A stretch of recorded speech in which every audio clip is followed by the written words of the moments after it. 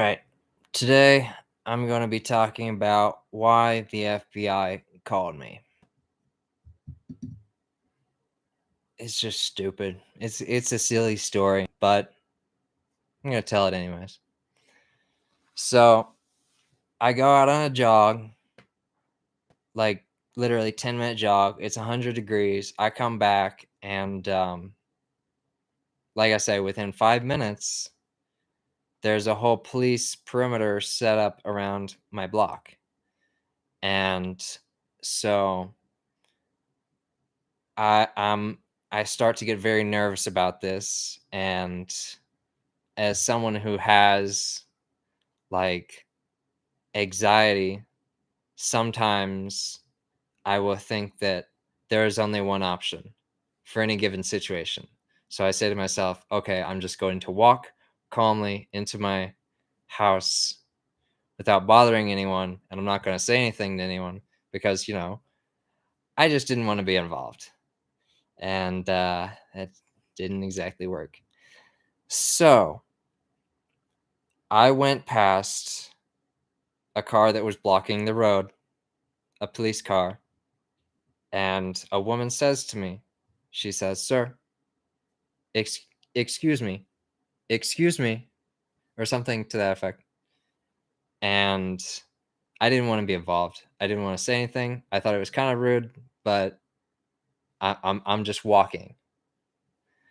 But then another guy comes around my house like 3 seconds from the moment I'm about to walk in, and he starts yelling at me. He says, "Hey, hey, sir, stop, stop! I need you to stop!" Or like he's trying to get me to stop, and he's yelling out. But here's the thing: he just like instantly started yelling at me, and so I didn't know what to do. So I just walked into my house. Probably the bad decision, but I guess I was very uh sometimes it's difficult to talk to people, and I guess I was a little bit scared that he was going to shoot me because they had done that very recently, only a few blocks from where I lived, to a guy who was essentially doing what I was doing, just like walking down the street. And so I was just like, okay, here we go, I'm gonna die. So he just said, okay, your address number, I'm going to remember that. And so a few days later, people called me up, called my house, and they were like, "Is this guy here?" And they were talking about me, and I was like, "I don't live here anymore." No, I'm just kidding. I said, I called him back, and I was, well, I don't remember if I called him back or I just went there, but I think I did call him. But anywho, I did go down there to the FBI headquarters, and I spoke to I I parked my car. I saw this large, very square building, extremely square, insane right angles everywhere. And it's just like this blackish bluish building. And I met these two guys, Agent Kelso and Special Agent Mike Teeterton. And I spoke to them, and well, I guess I just briefly said hello, and they were like, okay, let's go down here. And so they allowed me to have my phone the whole time too. I thought about recording it, but I was like, no, that's probably pushing it. So they brought me in there. Never once did they ask me, hey, would you like a lawyer? Here's your rights. Never once did they mention that. But they did say, you're not you're free to leave at any time. I think that they mentioned that. I don't remember, but I think so. And so I was like, okay. But I felt like that wasn't really true. And so, but they were like, look, you've got charges against you of disobeying a direct order, disobeying a lawful order, uh, like resisting an officer. And those were all charges that they mentioned. And I was just looking at them like, I didn't harm anyone. I didn't do anything. I just walked out of my car or out of my house, back into my house. I just did it at the wrong time. And so I learned through their questions towards me two things. Number one, they had a backup site for deleted things.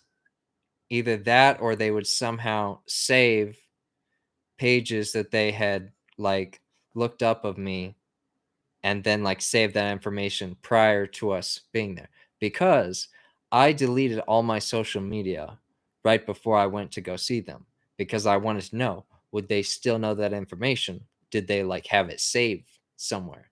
And that answered that my question, because they quoted things back to me that no longer existed. Like they quoted back to me this tweet this tweet that I had sent where I was like, yeah, the CIA is a terrorist organization. So that was their main thing that they were not happy about, that I called the CIA a terrorist organization. And so when they mentioned that, they were like, "Are you a terrorist?" And I said, no." And they said, "Were you planning on doing anything harmful to people?" And I said, "I wasn't planning on it." And I kind of said it like that. And then they asked me another question, similar question, and like, "Are you going to do X?" And I was just like, I wasn't planning on it. And then Kelso asked me, he's like, "What do you mean you weren't planning on it?" And I said, "What do you want me to say, man?" So, and at some point, I just was like, "Look, uh, you're in kind of."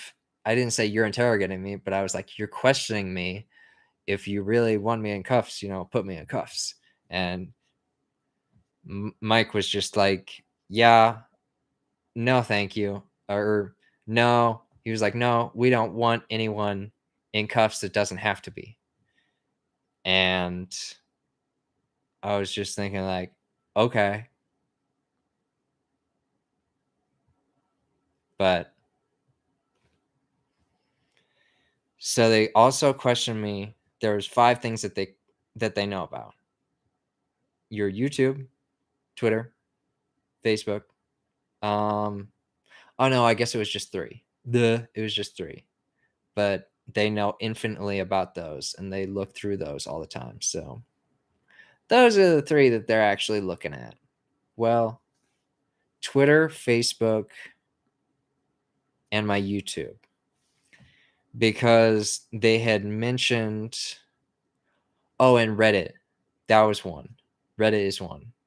So they had looked through my Reddit and saw a post that I had made where I was talking about, and Koso misspoke. He's like, and what is he like looked down at his thing, he's like, his notepad, he was like, "What is this DMT?" And then Mike corrected him, he's like, "DMT." And he's like, "Oh, DMT." And I just explained to them. I was just like, it's a psychedelic compound that like gives you hallucinations. And I had posted on Reddit, I was just like, I just did DMT 5 days ago. And then he asked me, he was like, "When was the last time you did DMT?" And I was like, "Is this like a what what is this? I posted the thing. How would I not know that you're trying to quote that?" And I was like, "Oh, it was a few months ago," because who cares? Who cares really? But I didn't say anything, but I did take it really personally that they would ask me about, like, my drug habits. Like, "When was the last time you smoked DMT?" I'm just, like, thinking, like, that's so personal to ask someone. But that's how it went, and I started to lean on my chair, like, "Okay, are we done?" And by the way, we were in a little tiny room, like, impossibly tiny. We were, like, sitting so close to each other. It was kinda weird, but their demeanor was, like, really aggressive, and Kelso, he seemed kind of, like, unprepared. Like, I don't know.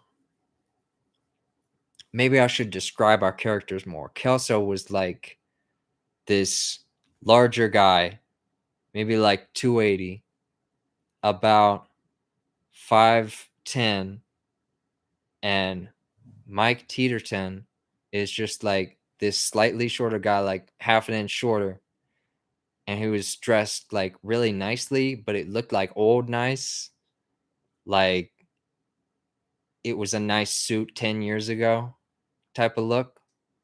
So, I don't know, but Mike seemed really calm the whole time. But eventually, they did just tell me, "Okay, that's enough information, we're good for now. But if you find any people who are really terrorists, then let us know immediately." And I was like, "Okay." And then they said, "Don't mention our names in your YouTube videos." And so I didn't. For 2 years, I didn't. And then I thought, "Well, nobody will believe me anyways, so what does it matter?" And yes, it is a federal crime, punishable by up to 3 years in prison, to lie to a federal, um, like the feds. So, but it doesn't matter. It really doesn't, because it's all over now. It just doesn't matter. It's kind of a joke now, but it's a joke I like to tell. So that's it.